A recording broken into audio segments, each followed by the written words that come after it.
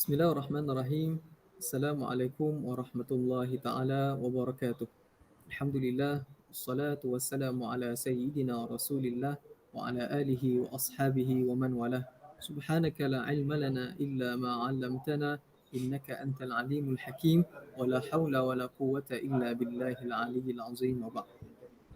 Alhamdulillah dapat kita berkumpul pada petang ini untuk sama-sama kita mengaji kitab, iaitu kitab Akidah Ahli Iman yang akan dikupaskan oleh Al-Fadhil Dr. Ahmad Arif Zulkifli daripada Jabatan Usuluddin dan Perbandingan Agama UIA. Baik, kita minta maaf kerana terdapat sedikit gangguan teknikal, ada masalah sikit. Jadi jika tuan-tuan menonton sesi pengajaran ni, bermakna adalah secara rakaman lah, kita tak dapat adakan secara live. InsyaAllah kita akan perbaiki semula pada siri-siri yang akan datang. Baik, saya pun tak nak mengambil masa yang lama untuk sesi pembukaan ini sebab kita pun dah agak terlewat. Jadi saya akan teruskan menjemput kepada Al-Fadhil Dr. Ahmad Arif untuk meneruskan pengajian kita insya-Allah. Falyatafaddal mashkuran ma'juran. Bismillahirrahmanirrahim. Alhamdulillahirabbil alamin. Wassalatu wassalamu ala asyrafil anbiya'i wal mursalin sayyidina wa maulana Muhammadin wa ala alihi wa sahbihi ajma'in. Subhanaka la ilma lana illa ma 'allamtana innaka antal alimul hakim. Rabbana shrah lana sudurana wa yassir lana umurana wahlul 'uqdatam min alsinatina yafqahu aqwalana. Allahumma inna nastaudi'uka ma 'allamtana fardudhu ilayna 'inda hajati ilayhi wa la tansana ya rabbal alamin. Wa la hawla wa la quwwata illa billahil 'aliyyil 'azim. Sallallahu ala sayyidina Muhammad wa ala alihi wa sahbihi ajma'in. Amma ba'd. Assalamualaikum warahmatullahi wabarakatuh. Yang dimuliakan Ustaz Aziz selaku moderator, yang berusaha Ustaz Wan Haslan, Dr. Wan Haslan selaku pengarah Pusat Islam UKM, ahli jawatan kuasa, dan seluruh hadirin dan hadirat muslimin dan muslimat yang dirahmati Allah sekalian. Pertamanya, marilah sama-sama kita merafakkan setinggi-tinggi kesyukuran kepada Allah Subhanahu Wa Taala kerana Allah Taala telah memberikan kita taufik dan inayah dia untuk sama-sama kita berkumpul pada hari ini membahaskan salah satu ilmu ataupun satu ilmu yang sangat-sangat penting, yang sangat-sangat krusial di dalam agama Islam, iaitu ilmu akidah. Dan Allah Ta'ala juga telah memberikan kita banyak nikmat-nikmat yang lain, antaranya ialah nikmat masa, nikmat kesihatan dan sebagainya, yang mana nikmat ini banyak orang lupa ataupun lalai daripadanya. Tidak terasa benda itu adalah satu nikmat. Ala kulli hal, kita syukurlah banyak-banyak kepada Allah Ta'ala. Allah Ta'ala bagi nikmat kepada kita walaupun kita ni duduk di dalam keadaan senantiasa bermaksiat ataupun tidak sunyi daripada melakukan maksiat. Walaupun begitu, Allah Ta'ala tidak sedikit pun menarik nikmatnya, bahkan menambahkan nikmatnya kepada kita. Dan semoga, dan kita mengharapkan Allah Ta'ala memberikan nikmat kepada kita ni adalah nikmat kerana kemurahan hati dia, kerana nikmat kerana kemuliaannya, bukan kerana memberikan kita nikmat di atas jalan istidraj, atas jalan nak menyesat, menambahkan kesesatan kita. Duduk buat maksiat tapi tetap sahaja mendapatkan nikmat. Minta jauhlah daripada istidraj. Baik. Kembali kita insya-Allah pada sesi kajian kita ataupun pengajian kita kali ini, kita akan membahaskan satu kitab yang sangat-sangat penting bagi saya, yang setakat ini masih lagi kurang mendapat tempat di hati masyarakat Malaysia khususnya, iaitu kitab Akidah Ahli Iman, Aqidatu Ahli Iman Al-Mawdu'ati li Ta'limin Nisa'i was-Sibyan, karangan Syekh Abdul Qadir Al-Fasi Al-Fihri, daripada Maghribi, daripada Fes, Morocco. Jadi disebabkan ianya jauh daripada tanah kita, tanah Nusantara, tanah Malaysia kita, jadi tak ramai yang mengenali ataupun membahaskan kitab ini secara terbuka macam ni. Jadi sebelum daripada kita masuk membahaskan intipati ataupun kandungan daripada kitab ini, sayugialah untuk kita menyebutkan sedikit sebanyak berkenaan dengan tarjamatul muallif. Tarjamatul muallif ataupun biografi pengarang, kerana pengarang ni kerana ulama menyebutkan min su'il adab, min su'il adab zikri ataupun tajahulu zikri sahibut tarjamah. Buruk adab kalau kita membahaskan satu-satu kitab tapi kita tidak menyebutkan siapakah pengarang dia ataupun biografi dia. Jadi kita sebutkan secara ringkas siapakah siapakah pengarang dan macam manakah kisah riwayat hidup secara ringkas dia. Baik. Jadi beliau ni nama dia ialah Syekh Abdul Qadir Al-Fasi Al-Fihri, berasal daripada Morocco, berasal dari Morocco, yang mana keturunan dia asal daripada Al-Fihri, Fatimah Fihri daripada Tunisia, ya, yang membuka kota Fes. Jadi ini beliau ni adalah hidup pada kurun ke-11, iaitu wafat pada tahun 1091 Hijrah. Beliau ni dilahirkan ketika masuk waktu zuhur hari Isnin pada 2 Ramadan tahun 1007 Hijrah di kota Al-Qasrul Kabir, di sebuah kota di Maghribi, yang mana kota ni ataupun wilayah ni agak isolated, terletak lebih kurang 200 km daripada Fes. Jadi di Qasrul Kabir ni lah beliau membesar dan belajar ilmu-ilmu asas fundamental daripada bapa beliau sendiri, iaitu seorang yang alim juga, ilmu-ilmu yang asas, dan juga belajar daripada ulama-ulama yang lain. Kemudian setelah menginjak dewasa ataupun remaja, beliau berpindah berhijrah ke kota Fes untuk menuntut ilmu di sana. Dan kita tahu di Fes itu ada suatu jami' yang disebut sebagai Jami' Al-Qarawiyyin ataupun Universiti Al-Qarawiyyin, Masjid Al-Qarawiyyin, yang mana pada waktu tersebut menjadi pusat kegiatan ilmu yang sangat rancak, yang sangat aktif lah di kota Fes.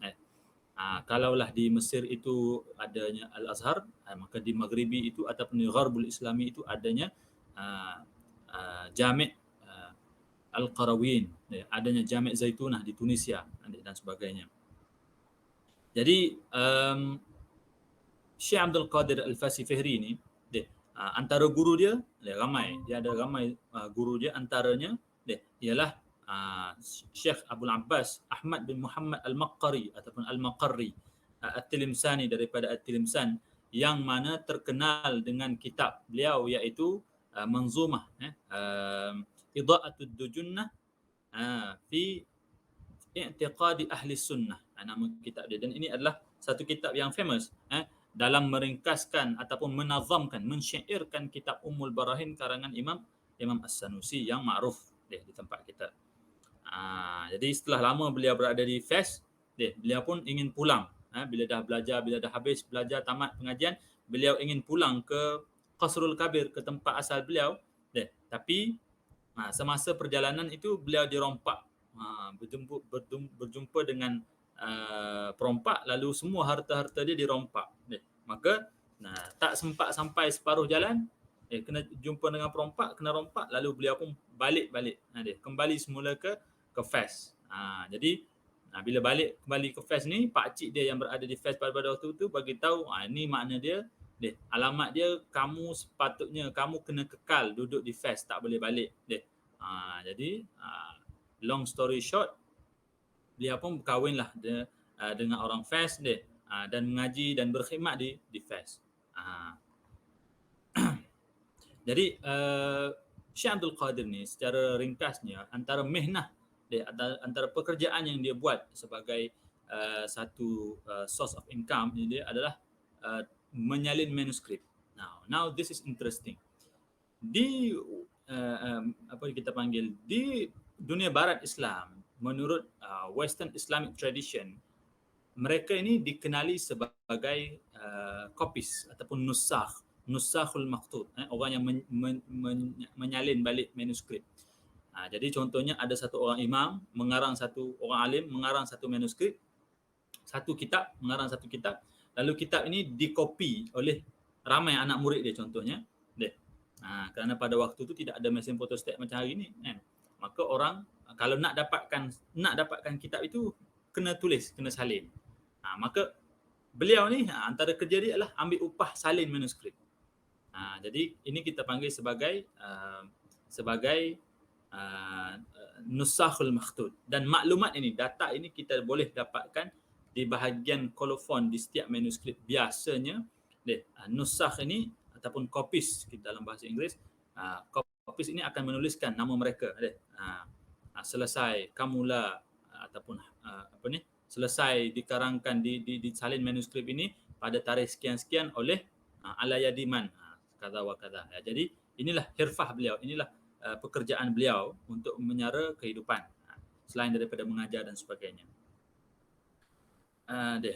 Maka seterusnya beliau ni banyaklah karamah-karamah yang sabit yang kita semua ketahui berlaku dalam kalangan para ulama dan para aulia illah ini. Antaranya ialah bertemu dengan Nabi SAW setiap hari yaqadhah, sama ada secara tidur ataupun secara jaga, bertemu dengan Nabi Khidir dan sebagainya. Jadi kalau kita tengok anak murid dia, antara anak murid dia yang masyhur, bila saya sebut masyhur ni, masyhur di Gharbul Islami, bukan di Masyrikul Islami ataupun dunia Islam secara umum, masyhur di Western Islamic countries, iaitu Morocco, Algeria, Tunisia, Mauritania, Andalus, Libya dan sebagainya. Beberapa kontinen di belah Gharbul Islami. Jadi antara anak murid dia yang masyhur iaitu Abu Salim Al-Ayyashi. Abu Salim Abdullah Al-Ayyashi wafat pada tahun 1090 Hijrah. Beliau ni, Abu Salim Al-Ayyashi ini terkenal dengan satu kitab dia berjudul Al-Hukmu bil Adli wal Insaf Ar-Rafi'i lil Khilaf fima waqa'a baina ba'd fuqaha'i sijil masa min al-ikhtilaf fi takfir man aqarra bi wahdaniyati man jahila wa jahila ba'd ma lahu min al-awsaf. Ini adalah kitab pada menyebutkan tidak boleh terlalu syadid dalam menjatuhkan hukum takfir, mengkafirkan sesama Islam. Kita nak, kalau boleh kita nak suruh orang masuk Islam, bukan kita nak keluarkan orang daripada Islam. Kita nak masukkan orang banyak-banyak dalam Islam, bukan nak keluarkan. Jadi itu Abu Salim Al-Ayyashi. Kitab dia terkenal, ada 2 jilid. Dicetak di bawah Wizara Auqaf Morocco. Dan lagi Abul Hasan Al-Yusi, Al-Yusi As-Susi mengarang kitab syarah Aqidah Kubra. Hasyiah ala syarhi Al-Aqidatul Kubra Sanusi. Syarah kepada hasyiah kepada syarahan Aqidah Kubra Imam Sanusi sendiri, sebanyak 3 jilid. Dicetak juga di bawah Wizara Auqaf kalau saya tak silap. Kemudian itulah lebih kurang beliau wafat pada tahun 1091 Hijrah dan dikebumikan di zawiyah dia, iaitu Zawiyah Al-Qadiriyah. Jadi kalau siapa yang biasa di Fes itu, berhampiran zawiyah beliau ni terletak berhampiran Bab Bersif di bahagian bawah kota Madinah Qadimah Fes. Pintu atas dia Bab Julud, turun ke bawah Bab Bersif, di kawasan sekitar itulah, dekat dengan masjid dan perpustakaan Al-Qarawiyyin. Baik. Bagi siapa yang ada kitab tu boleh tengok gambar-gambar yang ada, gambar zawiyah beliau dan juga maqam beliau. Baik, jadi selesai berkenaan dengan muallif. Ammal muallaf, kitab dia pula, jadi kitab yang ditulis ini diringkaskan tajuknya sebagai Akidah Ahli Iman oleh Dr. Aiman Al-Akiti. Beliau tahqiq kitab ini. Namun judul penuhnya ialah Aqidatu Ahli Iman Al-Mawdu'ati li Ta'limin Nisa'i was Sibyan. Kitab Akidah Ahli Iman yang ditulis khusus untuk mengajarkan para wanita dan juga kanak-kanak. Baik, sekejap ya. Bagi saya 1 minit.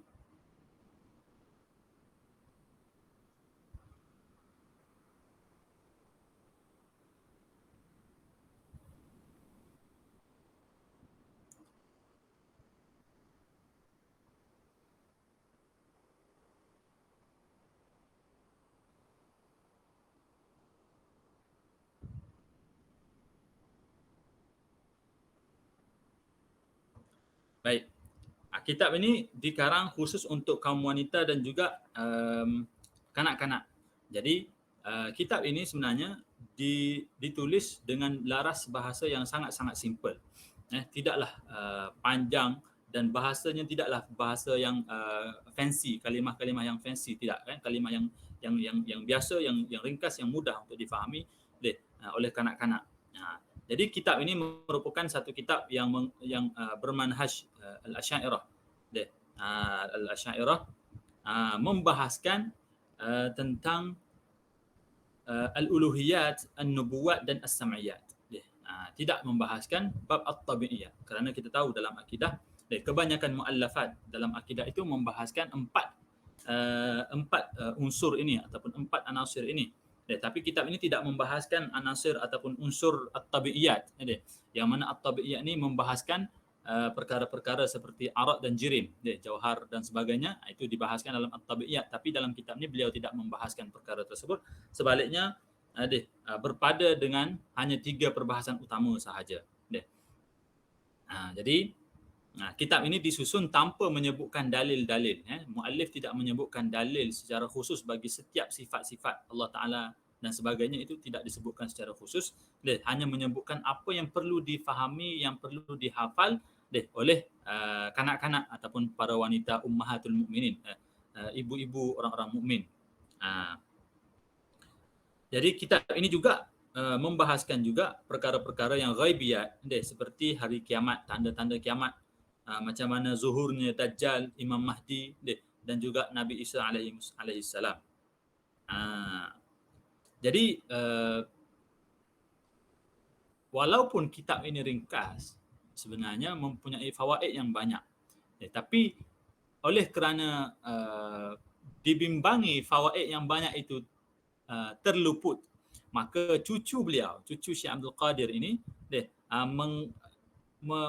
mensyarahkan kitab ini, lalu diberi judul sebagai Tuhfatul Warid was-Sadir fi Syarhil Aqidati At-Tauhidiyah lil Jaddi Sayyidina al-Imam Abdul Qadir. Dia mensyarahkan kitab ini.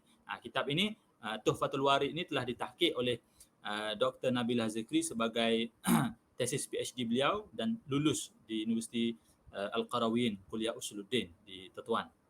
Jadi kitab ini mensyarahkan, kitab Tuhfatul Warid ini mensyarahkan kitab Aqidah Ahli Iman yang kita bahaskan ini, menyebutkan segala fawaid, nukat-nukat yang penting dalam kitab ini agar tidak diluputkan. Baik. Kita masuk kepada perbahasan kitab ini. Bagi siapa yang ada kitab ini boleh tengok pada muka surat pertama, muka 1. Bismillahirrahmanirrahim. Wassallallahu ala sayyidina Muhammad wa ala alihi wa sahbihi ajma'in. Aqidatu ahli al-imani al-mawdu'ati li ta'limin nisa'i was-sibyan. Qala al-musannif rahimahullahu ta'ala wa nafa'ana bihi wa bi'ulumihi fid darain amin. Bismillahirrahmanirrahim. Dengan nama Allah Ta'ala yang maha pemurah lagi maha pengasihani. Wa sallallahu ala sayyidina wa maulana Muhammad wa alihi wa sahbihi wa sallama taslima. Semoga Allah Ta'ala mencurahkan keselamatan dan juga kerahmatan kepada Nabi Muhammad sallallahu alaihi wasallam dan juga ahli keluarga baginda, sahabat-sahabat baginda sekaliannya. Qala asy-Syaikhul Imamu Qudwatul Anami Al-Alimul Allamah Al-Habrul Fahamah Sayyidi Abdul Qadir bin Ali Al-Fasi radhiyallahu anhu wa nafa'ana bihi amin. Berkata Syekh Al-Imam ikutan segala manusia, Al-Alimul Allamah, yang alim lagi tersangat alim, Al-Habrul Fahamah, Sayyidi Abdul Qadir bin Ali Al-Fasi. Alhamdulillahi hadil mu'minin li tauhidihi. Segala puji bagi Allah Ta'ala yang merupakan petunjuk kepada orang mukmin kepada keesaannya, yang menunjukkan kepada kaum mukminin akan keesaannya, wa muayyidihim binuri taufiqihi wa tasdidihi, dan juga Allah Ta'ala ini menyokong para mukminin itu dengan nur cahaya taufiknya dan juga petunjuk daripada Allah Subhanahu wa Ta'ala. Wa sallallahu ala sayyidina Muhammadin, dan semoga Allah Ta'ala mencurahkan kerahmatan, selawat kepada junjungan besar Nabi Muhammad sallallahu alaihi wasallam. Siapa Nabi Muhammad ni? Safwatihi min khalqihi, yang mana Nabi Muhammad ni adalah makhluknya yang paling agung ataupun ciptaannya yang terbaik. As-sa'i fi irsyadi abidihi, yang membawa petunjuk kepada hamba-hamba Allah Taala. Wa ala alihi wa sahbihi ta'ziman li haqqihi wastijlaban li widadihi. Dan semoga Allah Taala mencurahkan juga keselamatan, kerahmatan kepada ahli keluarga baginda, para sahabat baginda, untuk mengagungkan martabat baginda dan juga untuk mendapatkan, kita doa macam ni supaya kita mendapatkan kecintaan Nabi sallallahu alaihi wasallam. Tayyib, i'lam, ketahuilah wahai sekalian, ya ma'syaral syabab atau ya ma'syaral wildan, ya ma'syaral sibyan wa ya ma'syaral nisa. Ketahuilah wahai sekalian kanak-kanak, ibu-ibu, para kaum wanita, annallaha aujaba ala kulli mukallafin. Allah Taala telah mewajibkan bagi setiap, ataupun mewajibkan ke atas setiap mukallaf. Maknanya dibebankan, diberikan bebanan kepada mukallaf, daripada musyarri'. Siapakah yang memberikan kita bebanan? Iaitu musyarri' Allah Taala. Wahwa mukallaf tu apa? Wahwa al-balighu al-aqilu alladhi balaghathu da'watun nubuwati, ataupun da'watun nubuwati. Orang baligh ni, orang mukallaf itu apa? Dia ada 3 syarat, iaitu pertama mestilah dia tu baligh, cukup umur, sampai umur. Al-aqil, berakal, tidak gila. Kalau gila tidak dipanggil sebagai mukallaf. Yang sampai kepada dia dakwah Nabi ataupun sampai Islam kepada dia. Kalau dia berada di tempat yang isolated, di tempat yang terpencil, tak ada jalan untuk mendapatkan Islam, maka orang tersebut tidak dipanggil mukallaf. Tapi saya kira hari ini semua tempat boleh masuk kot. Semua tempat ada line telefon, semua orang ada telefon, orang asli pun ada telefon, boleh masuk, ada Astro lagi contohnya.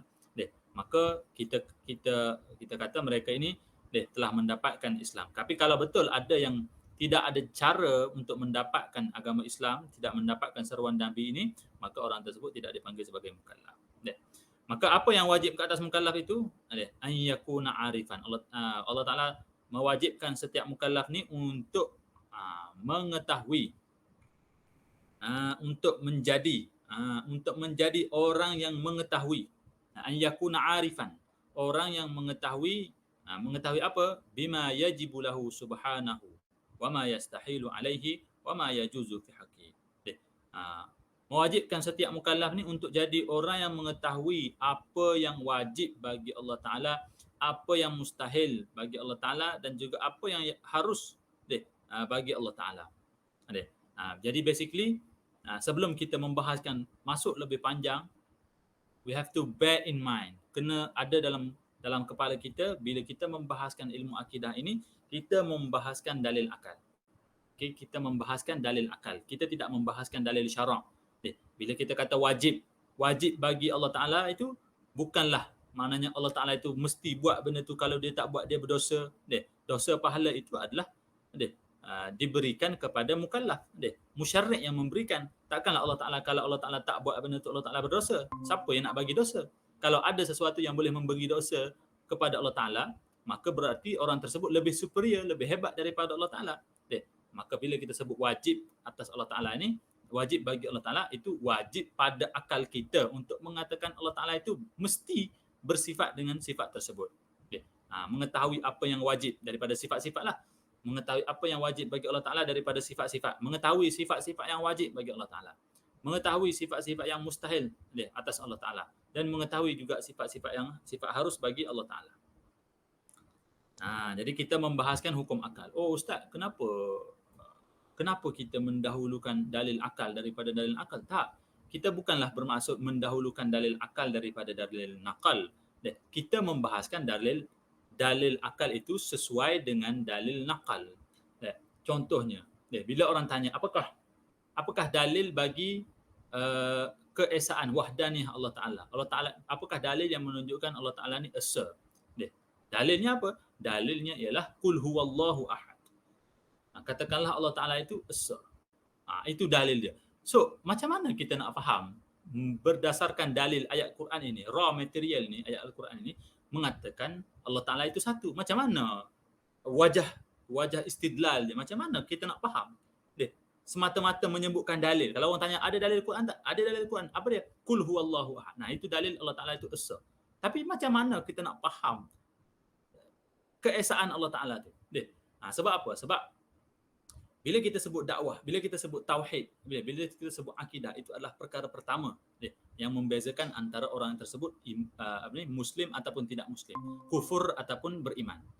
Kufur ataupun beriman itu berdasarkan akidah. Baik, jadi zaman Nabi, ketika mana Nabi berdakwah kepada ketika mana Nabi berdakwah menyebarkan seruan Islam, Nabi berdakwah kepada siapa? Nabi berdakwah kepada orang kafir, tak? Orang bukan Islam. Kerana Islam tak sampai. Nabi yang tengah duduk bawa Islam.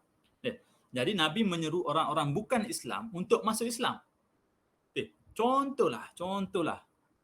Ketika mana Nabi berdakwah itu, Nabi kata, "Oi, kamu semua ni kena masuk Islam." Orang tanya, kenapa kena masuk Islam?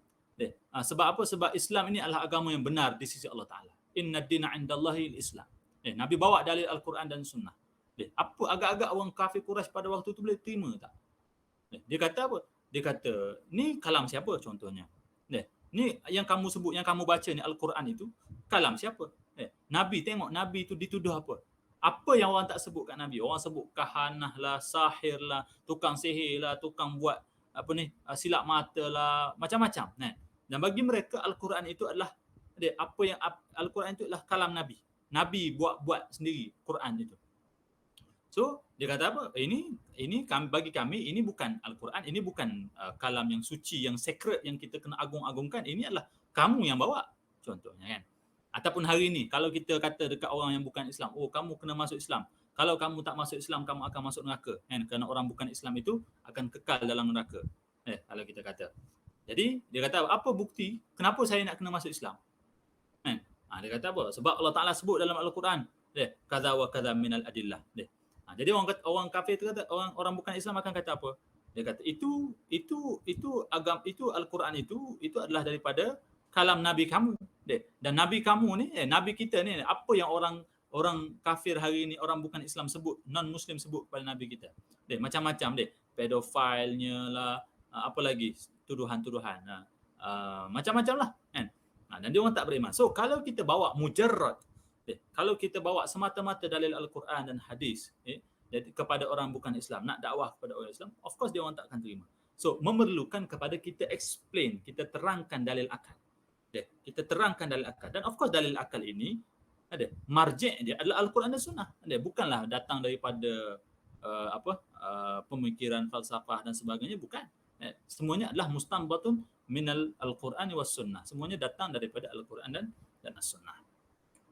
Jadi pentingnya bagi kita untuk menggunakan dalil akal supaya akal setiap orang itu boleh iqna', boleh puas hati dengan dalil.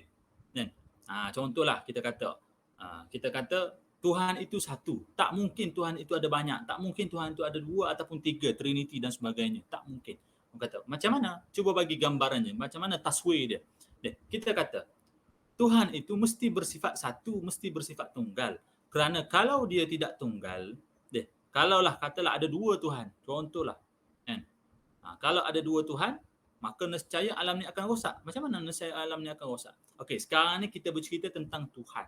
Kita cakap tentang Tuhan. Bila kita sebut Tuhan, mestilah dia ni bersifat absolute. Powernya tu adalah absolute. Berkuasa mutlak. So apa yang dia nak mesti jadi. Betul tak? Setuju? Bila kita kata Tuhan, setiap apa yang dia kehendak mestilah berlaku. Sebab kalau apa yang dia tidak kehendak, kalau apa yang dia kehendak itu tidak berlaku, bermaksud dia lemah. Dia nak satu benda untuk jadi, tiba-tiba benda tu tak jadi. So hebat mana dia? Tak hebat lah. Betul tak? So Tuhan mesti, apa yang dia nak mesti jadi. Katalah ada lebih daripada satu Tuhan. Katalah ada dua Tuhan. Tuhan A, Tuhan B. Tuhan A kata, aku nak buat hujan dekat Masjid UKM. Sekarang, pukul 4 petang. Fi makanin wahid wa fi waqtin wahid. Pukul 4 sekejap lagi, aku nak suruh hujan. Tuhan A kata nak hujan. Pukul 4 hari ni, hari bulan 7 hari bulan 9. Pukul 4 petang di Masjid UKM. Kawasan Masjid UKM tu. Nak suruh hujan. Tuhan B pula kata tak nak hujan. Kehendak Tuhan B kata tak nak hujan. Tuhan A kata nak suruh hujan. Pada waktu yang sama Tuhan B nak suruh tak nak hujan. So dia akan jadi gaduh. Kan? So pada waktu ni akan ada yang kita boleh bayangkan 3 possibility pada waktu ni. Iaitu kehendak dua-dua Tuhan akan jadi, possibility yang pertama. Kehendak dua-dua Tuhan tu akan jadi, which is hujan dan tak hujan tu akan jadi. Yang kedua, possibility yang kedua, kemungkinan yang kedua ialah kehendak dua-dua Tuhan ni tak jadi. Yang kata nak suruh hujan pun tak jadi, yang kata tak nak bagi hujan pun tak jadi. Dua-dua kehendak tak jadi. Tadi dua-dua jadi, ni dua-dua tak jadi. Possibility yang ketiga ialah kehendak salah satu Tuhan sahaja yang jadi. Atau maknanya Tuhan A sahaja yang jadi, Tuhan B tu tak jadi kehendak. Ada 3 possibility yang akal sihat boleh fikirkan, boleh bayangkan. Baik. Possibility yang pertama iaitu dua-dua kehendak tu jadi. Dua-dua kehendak Tuhan tu jadi. Iaitu hujan jadi, tak hujan pun jadi. Pada tempat yang sama iaitu di Masjid UKM pada waktu yang sama. Kita boleh bayang tak? Akal kita ni boleh fikirkan, masuk akal, logik tak? Hujan dan tak hujan ni berlaku. Tak boleh kan? Sebab apa? Jam'un naqidain. Kita panggil menghimpunkan dua perkara yang berlawanan. Itu tak boleh pada waktu yang sama, pada tempat yang sama. Itu mustahil secara akal. So akal tak boleh nak fikir. Contohnya kita nak kata orang ni hidup ke mati. Dia tak boleh hidup pun dia, mati pun dia. Tak boleh. Pada waktu yang sama. Dia mesti hidup ataupun mati. Dia kena atau. Dia tak boleh dan. Pada waktu yang sama, pada tempat yang sama. So possibility yang pertama mustahil, impossible. Akal tak boleh fikir. We cannot brain. We cannot accept it. Possibility yang kedua, yang kata dua-dua kehendak tak jadi. Dua-dua kehendak tak jadi. Maknanya apa? Yang nak suruh hujan tak jadi, yang tak nak bagi hujan pun tak jadi. Dua-dua tak berlaku. Macam mana? Tak boleh fikir juga. Ini kita sebutkan istihalatu uruwil mahal anisyai' wa naqidihi. Mustahil sunyinya satu tempat itu daripada salah satu daripada dua perkara yang berlawanan. Sama-sama mustahil. So bila otak kita tak boleh fikir, maksudnya tak logik, benda tu tak logik. So mustahil lah benda tersebut untuk berlaku kan. Jadi possibility yang kedua juga mustahil. Mana dua-dua kehendak berlaku ataupun dua-dua kehendak tak berlaku, itu mustahil. Tinggal lagi possibility yang terakhir iaitu berlakunya kehendak salah satu daripada dua Tuhan tu saja. Berlaku contohlah Tuhan A sahaja berlaku, kehendak dia sahaja, which is nak hujan. Tuhan B yang kata tak nak hujan tadi tak berlaku. Itu kita boleh bayanglah. Tapi dia mustahil juga. Sebab apa? Sebab kita bercakap ni adalah Tuhan. Bila kita sebutkan, macam tadi, bila kita sebutkan Tuhan itu, mestilah setiap apa yang dia hendaki, mesti berlaku. Betul tak? Kalau tak boleh panggil Tuhan lah. Tadi kita nak isbat ada dua Tuhan. So, tak boleh. Katalah berlaku Tuhan A sahaja yang nak hujan, yang tak nak hujan tadi tak berlaku. Maksudnya apa? Tuhan B tadi yang kata tak nak hujan itu lemahlah. Dia kehendak satu perkara tapi kehendak dia itu digagohi, dihalangi oleh kehendak yang lain, oleh Tuhan yang lain. Maksudnya apa? Ada Tuhan yang lain lebih superior daripada dia. Ataupun vice versa, terbalik. Yang berlaku Tuhan B kan, tak hujan, bukan hujan. Samalah. Jadi membatalkan sifat ketuhanan yang mengatakan bahawasanya Tuhan itu mestilah berkuasa mutlak, apa yang dia kehendak mesti berlaku. So, tiga-tiga possibility yang kita boleh fikirkan ini semua adalah mustahil. Ini adalah cara kita explain dalil, mengatakan Allah Ta'ala itu, Tuhan itu mesti satu. Dia tak boleh polytheism, dia mesti monotheism, mesti singular, mesti satu. Dia tak boleh ada dua ataupun lebih. Ini cara kita explain. So, with this explanation, with this kind of explanation, orang yang bukan Islam pun akal dia orang akan boleh terima. Sebab apa? Sebab kita dan dia mempunyai basic yang sama. Mempunyai kewarasan berfikir yang sama. Kan? So, macam itulah cara kita mengatakan pentingnya dalil akal dalam memahami dalil Al-Quran.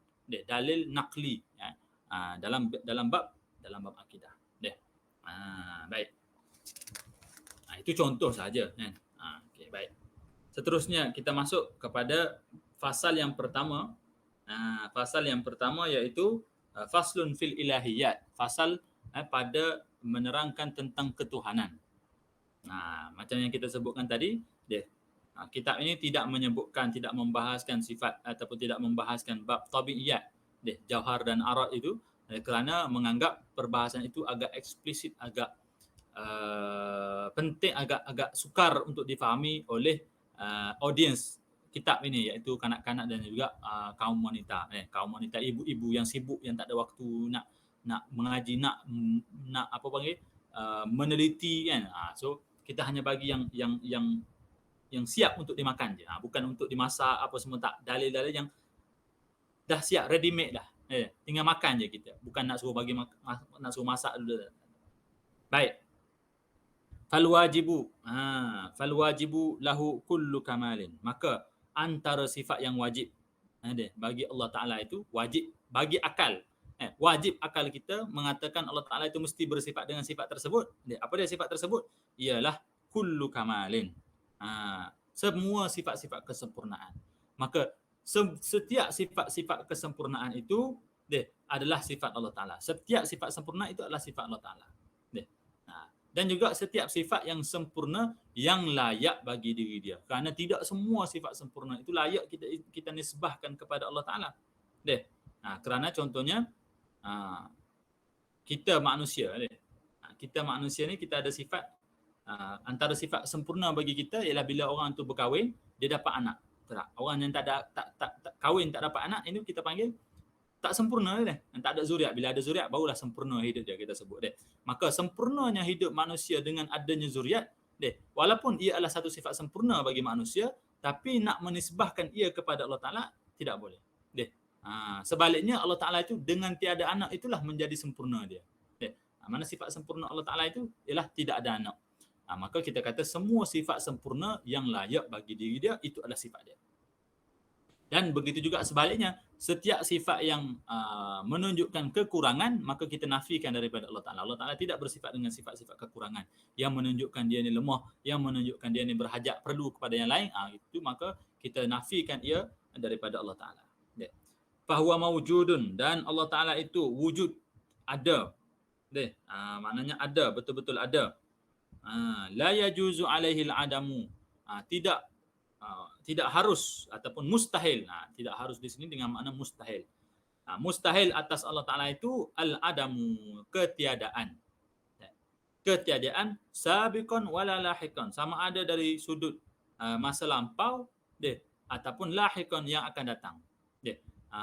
Tidak ada ketiadaan bagi Allah Ta'ala ni. Sama ada daripada dulu sehinggalah akan datang. Itu tidak akan bertemu, tidak akan menemui Allah Ta'ala ketiadaan. Kita ni kita guna kaedah qiyasul ghaib ala syahid, mengkiaskan Allah Ta'ala yang ghaib dengan kita yang syahid ni dia. Itu ada kaedah dalam ilmu kalam, dia mengkiaskan yang ghaib itu dengan yang syahid kita ni. Bukanlah kias dengan makna serupa Allah Ta'ala serupa dengan kita, tidak macam tu. Kita nak kata Allah Ta'ala tu ada sifat iradah, contohnya kita juga ada iradah, tapi of course iradah kita dengan iradah Allah Ta'ala tak sama, kudrah kita dengan kudrah Allah Ta'ala tidak sama, wa hakadha wa ilahul majarrah. Baik, contohnya kita wujud, Allah Ta'ala juga ada sifat wujud, kita pun ada sifat wujud. Baik, tapi wujud kita dengan wujud Allah Ta'ala adakah sama? Adakah sama kewujudan kita dengan kewujudan Allah Ta'ala? Of course tentunya tak sama.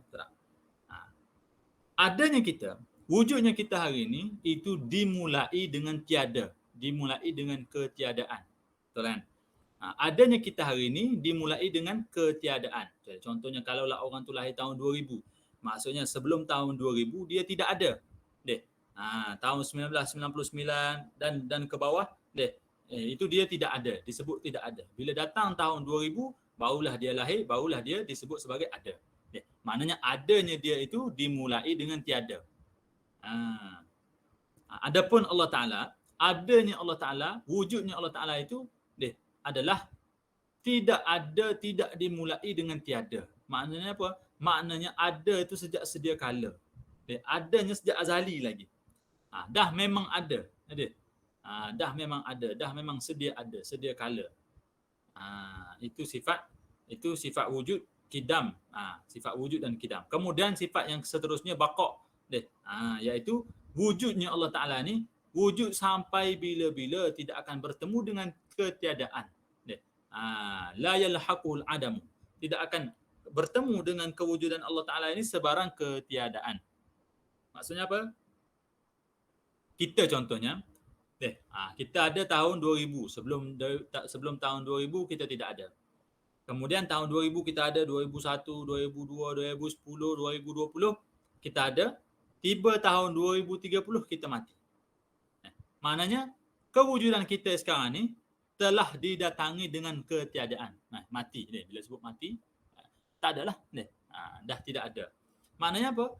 Kewujudan kita itu diikuti dengan kematian, dengan ketiadaan. Itu manusia, itu makhluk. Adanya dimulai dengan tiada dan diakhiri juga dengan tiada. Tapi Allah Ta'ala itu, adanya Allah Ta'ala tidak didahului ataupun diakhiri dengan ketiadaan. Dua-dua itu tidak ada. Kita ni sebenarnya berada di antara dua tidak ada. Asalnya tidak ada, kemudian ada, nanti akan tidak ada.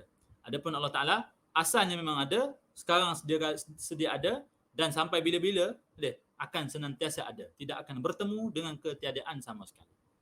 Maka tiga sifat ini sangat berkait rapat. Wujud, kidam dan baqa. Karena wujudnya apa? Bila lagi Allah Ta'ala wujud? Sejak sedia kala. Qadim, sifat qadim.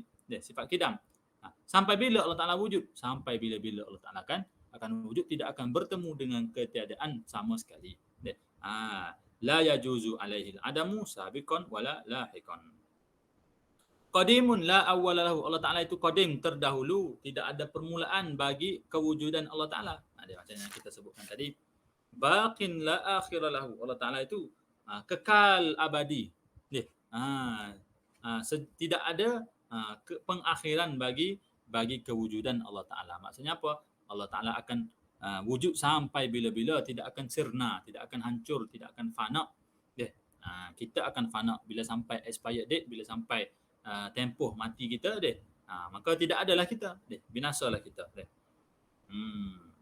Baik. La yushbihuhu syai'un minal hawadith, dan tidak ada sesuatu pun daripada makhluk yang menyerupai Allah Ta'ala, yang menyerupai Allah Subhanahu Wa Ta'ala. Tidak ada sesuatu pun daripada makhluk. Bila kita sebut makhluk ni, iaitu hawadith. Hawadith ini berarti perkara yang dimulai dengan tiada, dimulai dengan tidak ada. Asalnya tidak ada, kemudian ada. Maka benda-benda ini tidak serupa, tidak menyerupai Allah Ta'ala. Ataupun juga makhluk yang kita panggil sebagai mumkinat. Ini adalah hawadith. Ada juga makhluk yang kita sebut sebagai mumkinat. Mumkinat ini iktibar apa? Iktibar benda yang tidak ada lagi, tapi boleh untuk ada. Contoh hawadith ialah kita lah. Asalnya kita ni tidak ada. Kemudian ada. Allah Ta'ala ciptakan kita, maka kita ada. Itu kita panggil sebagai hadith ataupun hawadith, jamak dia. Adapun mungkin ataupun mumkinat, perkara yang harus ada, itu lebih luas maksud dia. Contohnya apa? Anak kita, contoh anak kita yang nombor 10 sekarang tidak ada lagi. Contohlah bawa ada 5 orang anak. Anak nombor 10 tak ada lagi. Tapi boleh tak dia untuk ada? Boleh kan? Akal menghukumkan boleh untuk ada. Murah rezeki panjang umur adalah anak nombor 10. Tapi boleh tak dia untuk tidak ada? Boleh juga, betul tak? Boleh jadi ada, boleh jadi tak ada. Benda mungkin. Benda mungkin inilah yang kita panggil sebagai mumkinat. Benda yang harus ada, harus tidak ada. Nah, benda yang mumkinat ini juga tidak serupa dengan Allah Ta'ala. Kita nafilah akuan ke, mumkinat ke, hawadis ke, makhluk ke, itu semua adalah kalimah yang dalam bahasa Arab dia ada konotasi, ada makna-makna yang tertentu. Ala kulli hal, semua ini, 4 perkara ini, semuanya tidak sama dengan Allah Subhanahu Wa Ta'ala daripada mana-mana sudut. Alaisa bijirmin wala aradin wala ardin, maka Allah Ta'ala itu bukanlah berjirim. Berjirim ataupun kita panggil ada matter, ada jirim, ada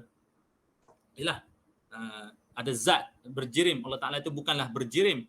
Macam kita berjirim. Zat ada, kita sebutkan Allah Ta'ala itu ada zat dia, tapi bukan berjirim. Dan juga Allah Ta'ala itu bukan juga arad. Arad iaitu sifat. Contohnya jisim kita ni, jisim tubuh badan kita ni, dia adalah jisim. Jisim itu adalah hasil susunan beberapa jirim. Jirim ataupun dalam bahasa Arab dia jauhar.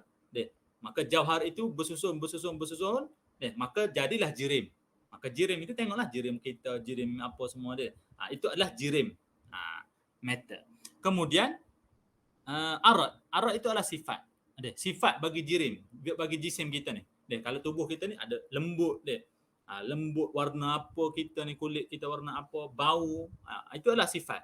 Maka Allah Taala itu bukanlah jirim dan bukanlah juga sifat.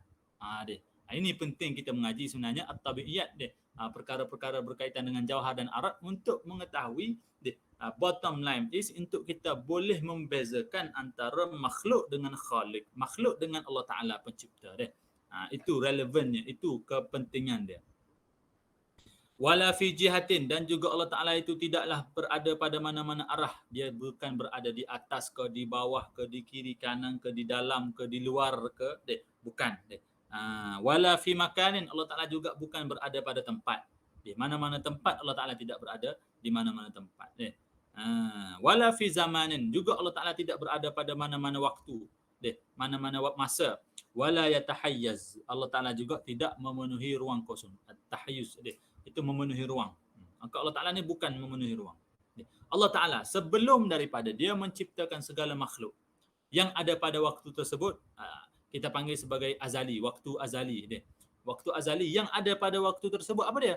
Hanyalah zat Allah Subhanahu Wa Ta'ala dan sifat-sifat dia sahaja. Yang qadim, yang dah memang ada, sedia ada ni, yang qadim, yang tidak ada permulaan. Pada waktu tersebut tidak ada tempat, tidak ada arasy, tidak ada langit, tidak ada bumi, tidak ada ikan nun, tidak ada apa-apa pada waktu tersebut. Maka setelah Allah Taala menciptakan makhluk yang pertama, tak kiralah apa makhluk yang pertama dia. Yang penting dia itu adalah makhluk. Maka bila Allah Taala menciptakan makhluk ini dia, Allah Taala menciptakan arasy ke, dia menciptakan masa ke, dia menciptakan kursi ke, apa semua makhluk ini, maka Allah Taala tetap juga tidak berhajat kepada perkara-perkara ini. Sebagaimana dia ada sejak sedia kala, sejak azali dulu, maka begitu jugalah dia sekarang ni macam tu. Tidak berubah keadaannya. Bukanlah dulu dia tidak perlu kepada arasy, tiba-tiba bila cipta arasy dia perlu pula kepada arasy. Maka itu adalah perubahan. Tak? Daripada tidak perlu jadi kepada perlu pula. Maka Allah Taala la yataghayyar, Allah Taala dia tidak berubah. Dia tidak berubah daripada satu kondisi, satu fasa kepada fasa yang lain. Tak. Macam itulah Allah Taala dulu, macam itulah Allah Taala sekarang, macam itulah juga dia sampai bila-bila. Dia tidak akan pernah berubah. Kerana berubah ini adalah sifat makhluk. Tak, berubah ni adalah sifat makhluk. Kita dulu, muka kita baby face. Sekarang ni dah berjanggut, dah berjambang. Nanti tua-tua dah kedut. Kan itu kan perubahan. Perubahan ini adalah sifat makhluk. Pokok asalnya kecil kita tanam. Makin lama makin besar, makin besar, makin besar. Itu adalah perubahan. Maka perubahan ini adalah sifat makhluk. Dia bukan sifat khalik, pencipta makhluk. Baik. Munazzahun anil mumassati. Allah Ta'ala maha suci daripada bersentuh, menyentuh sesuatu perkara, berdempet dalam bahasa Kelantan dia. Melekat pada mana-mana perkara. Wal istiqrar, dan juga duduk diam. Allah Ta'ala ni maha suci daripada duduk diam. Bukanlah dengan makna bergerak sama, tidak. Nak kata menetap di suatu tempat. Bukan macam tu. Dia bukan bersifat macam tu. Wat tamakkun, dan juga menduduki satu tempat ataupun satu ruang. Wal intiqal, dan juga maha suci Allah Ta'ala daripada berubah, berpindah randah. Daripada asal duduk atas, kemudian turun ke bawah, lepas tu naik balik, kemudian turun balik. Bukan. Intiqal itu bukan sifat Allah Ta'ala. Maha suci Allah Ta'ala. Wal qurbi, dan juga maha suci daripada duduk dekat. Duduk dekat, qurbi di sini. Dengan makna literal. Bukan dengan makna literal. Allah Ta'ala ni, bukanlah duduk dekat dengan kita ni dengan makna dia dekat benar dengan kita, tidak. Tapi dekat dengan ilmunya. Wal bu'di, dan juga jauh. La tahullu dhatuhu fi syai'in.